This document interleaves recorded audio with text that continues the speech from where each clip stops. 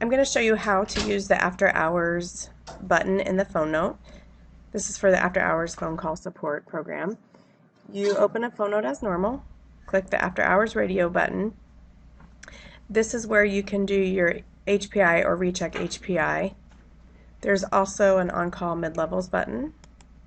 Click on that. That will show you all the mid-levels, their pager number, their cell number, and how they prefer to be contacted.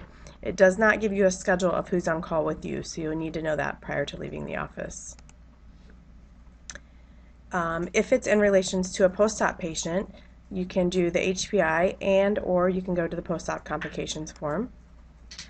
Post-op complications form gives you the opportunity to add the diagnosis.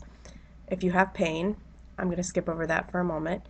It will tell you, ask you a question if it's post-op related to the spine. If you click yes, it gives you the opportunity to take you to post-op spine form where you can answer questions for translation. There's also some of them that will answer or probe you to contact the mid-level or provide you with some direction.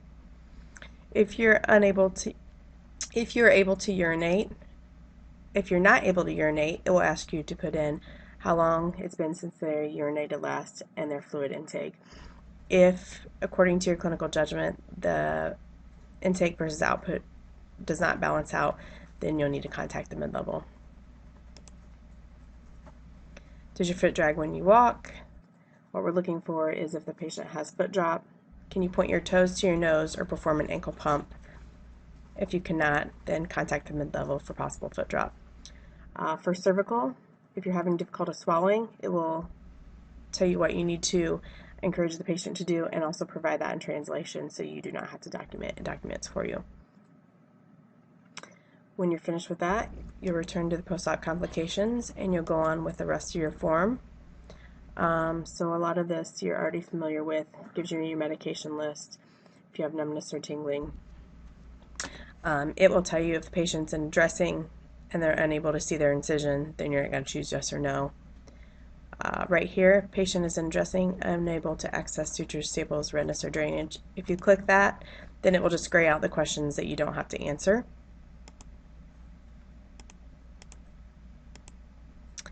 So you can see how this just opens up additional questions. If you have a headache and click yes, does it improve with medications? Does it improve when you lie flat? If you click yes, then it's going to ask, does a headache return when you sit up? Yes. Then it's going to guide you further. If you click no, you're not going to get a pop-up. If you click yes and choose no, then it's just going to take you back to the regular form. If you choose fever of 101 degrees, it's going to tell you document the site where the patient's taking their temperature. You're going to contact the mid-level and let them know what to do. So you can contact or document the temperature and the site. Again, you can return to the phone note at any time. This action advised button just makes it easy for you to document things that you've told them to do.